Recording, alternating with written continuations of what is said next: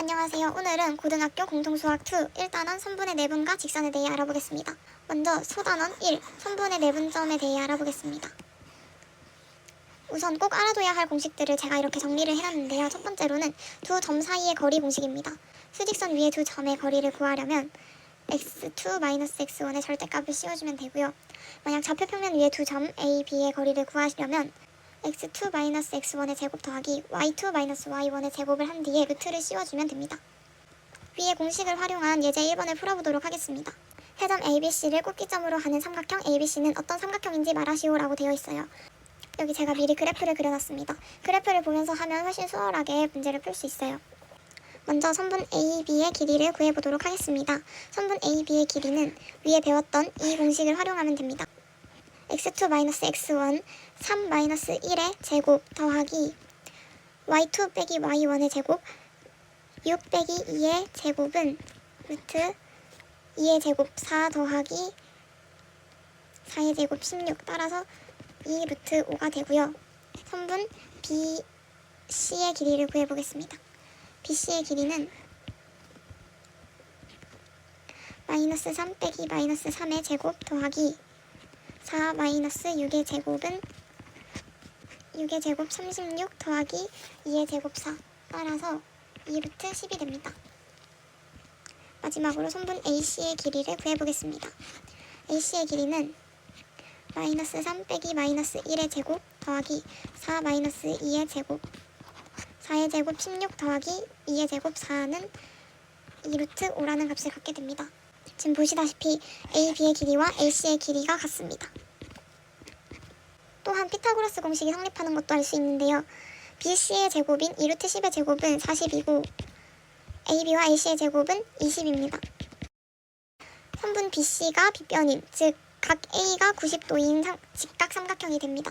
따라서 이 문제의 정답은 선분 AB와 선분 AC의 길이가 같고 각 A가 90도인 직각 이등변 삼각형입니다.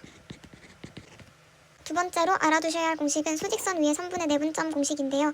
선분 AB를 M 대 N으로 내분하는 경우에 점 P를 구하는 공식입니다.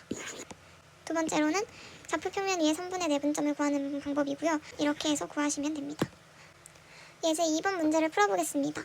O, AP는 4, BP를 만족시킨다라는 것은 AP 대 BP가 4 대 5라는 겁니다. 이 말은 즉 점 P가 선분 AB를 4 대 5로 내분한다 라는 의미와 같고요. 위에 이 공식을 사용해서 P의 좌표를 구해보도록 하겠습니다. 위의 식에 대입해보면 4 더하기 5분의 4 곱하기 15 더하기 5 곱하기 마이너스 3는 9분의 60 마이너스 15이기 때문에 9분의 45 따라서 5가 이 x 좌표고요. 4 더하기 5분의 4 곱하기 1 더하기 5 곱하기 마이너스 8은 9분의 4 마이너스 40 따라서 9분의 마이너스 36 마이너스 4입니다. 점 P의 좌표는 5, 마이너스 4입니다. 두 번째로 두 직선의 평행과 수직에 대해 알아보겠습니다. 한 점과 기울기를 알 때 직선의 방정식 공식을 알아보겠습니다. 점 A를 지나고 기울기가 m인 직선의 방정식은 y 빼기 y1은 m 곱하기 x-x1입니다.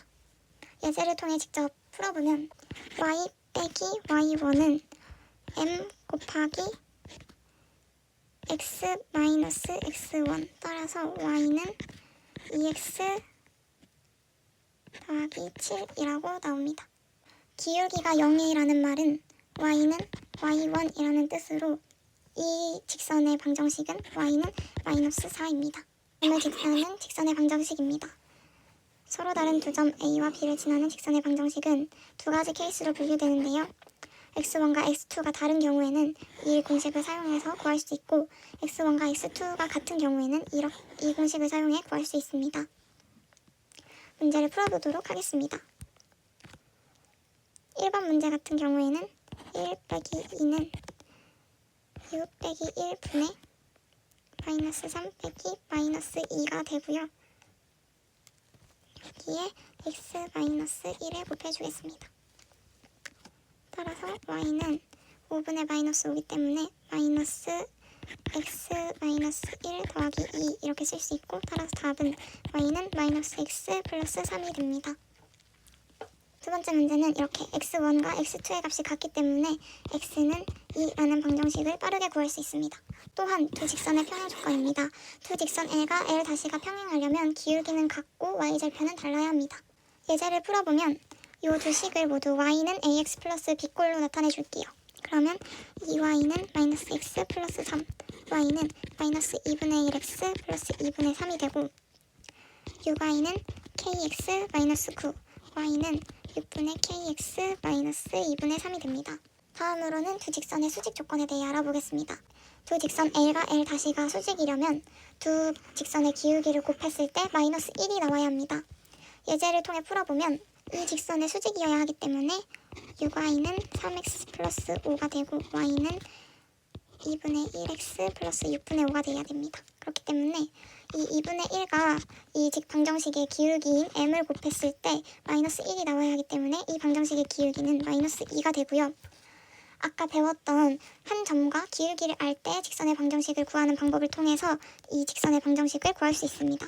y 빼기 3은 마이너스 2 곱하기 x 마이너스 4 해서 답은 y는 마이너스 2x 마이너스 5가 됩니다.